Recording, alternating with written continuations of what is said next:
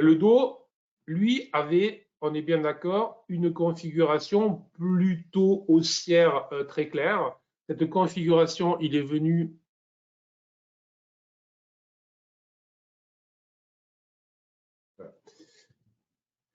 configuration haussière très claire. Il est venu la faire, si vous regardez, on a fait un double sommet.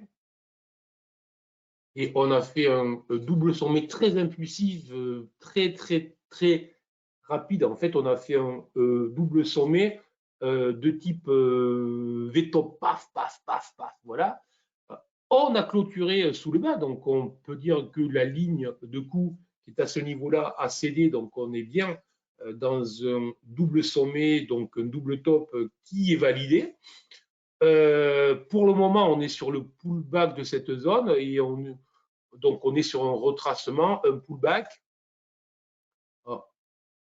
L'astuce, si je vous ai dit que je n'étais pas le roi du dessin, il faut que je m'équipe avec un truc qui soit mieux qu'une souris. Si vous avez des idées, je suis preneur. Pour ceux qui travaillent avec GTS, après, vous pouvez le faire évidemment avec vos outils à vous. Je vous conseille de surveiller cette zone-là. C'est-à-dire que là, je vous marque le nuage.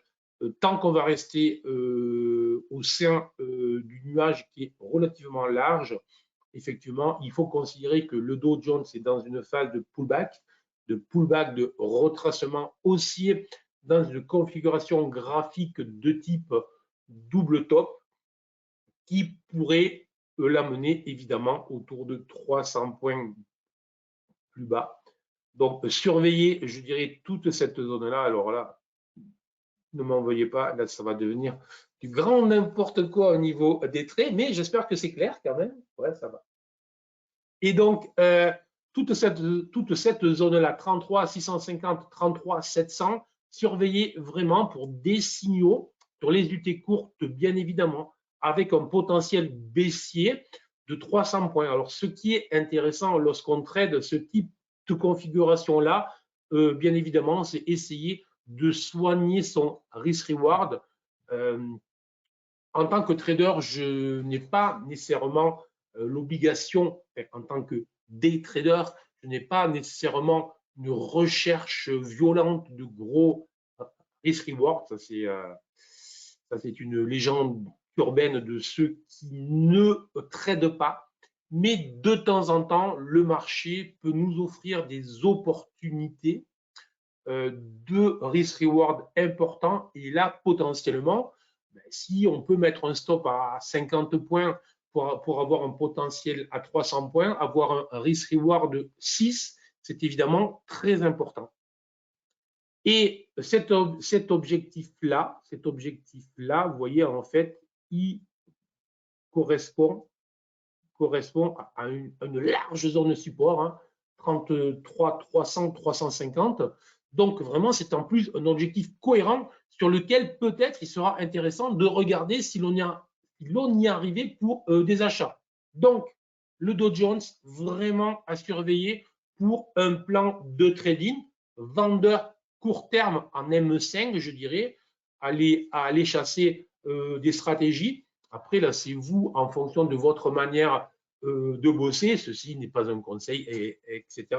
Donc, vous connaissez les règles et les avertissements habituels. Mais c'est un plan à surveiller. Moi, c'est un plan que je vais surveiller sur la journée et qui est très propre. Voilà.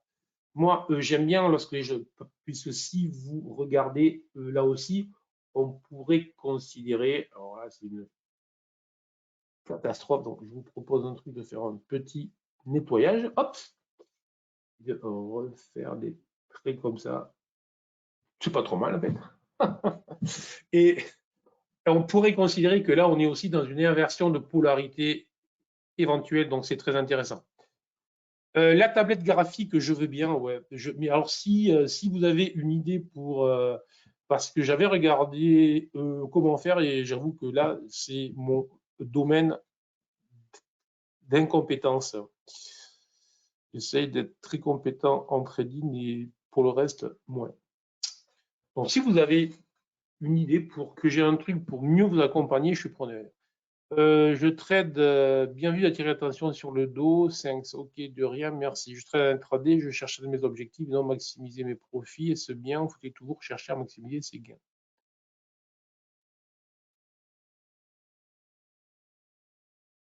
Merci pour l'analyse du DJ. Ok, merci pour vos commentaires, toujours super. Franchement, très agréable cette matinale, je vous le dis. Franchement top. Alors, donc écoutez, je vous propose d'en arrêter là pour les analyses, sauf si vous avez des produits spéciaux. Et je réponds aux questions parce que j'ai des questions qui arrivent. Je vais essayer d'être précis, pas de tout mélanger.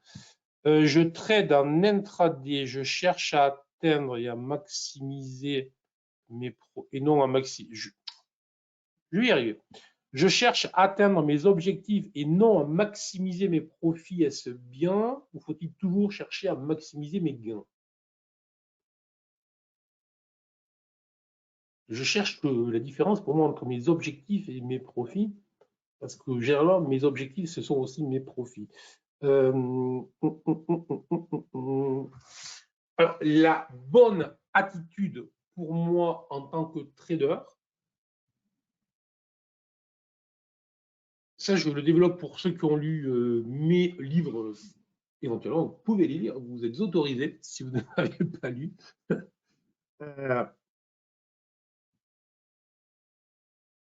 Il faut raisonner avec plusieurs objectifs et un objectif financier n'est jamais un objectif en tant que trader.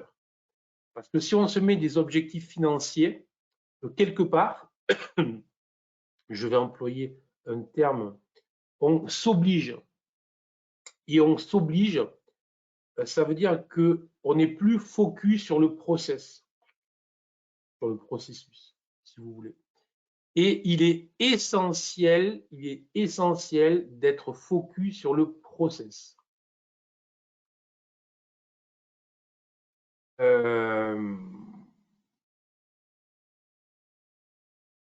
Donc, si vous êtes focus sur vos objectifs, ça veut dire qu'à un moment ou à un autre, vous allez sortir de votre processus, vous allez sortir de votre méthode et vous allez nécessairement vous...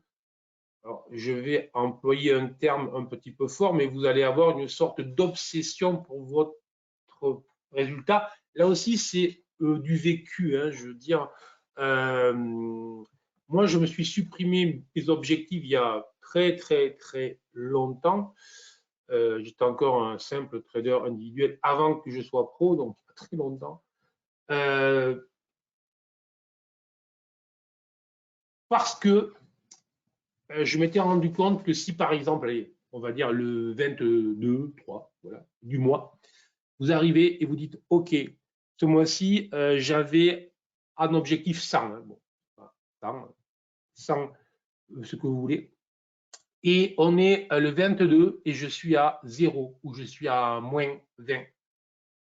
Ça veut dire que là, votre cerveau, que vous le vouliez ou pas, votre cerveau se met en surchauffe et la patience, le calme, la zénitude pour trouver les opérations, vous ne les avez plus parce que vous savez que vous êtes en retard. Et là, c'est souvent le début de, au lieu que vous finissiez à 100 à la fin du mois, vous allez finir à moins. Voilà. Donc, le seul moyen que je connaisse, moi, avec mes petits moyens, c'est d'être focus sur le process. Voilà. Et si le 22, je suis en retard, le 22, je suis en retard. Car j'ignore si le marché, le 30 ou le 31, les mois où il y a 31 jours, j'ignore si ce n'est pas le 30 et le 31 que le marché va être terriblement généreux. Et en 2 jours, je sais que le mois, je peux le faire. Et voilà. Donc, mais si je me mets la pression, je ne le ferai pas. Donc, j'espère que je réponds à votre question.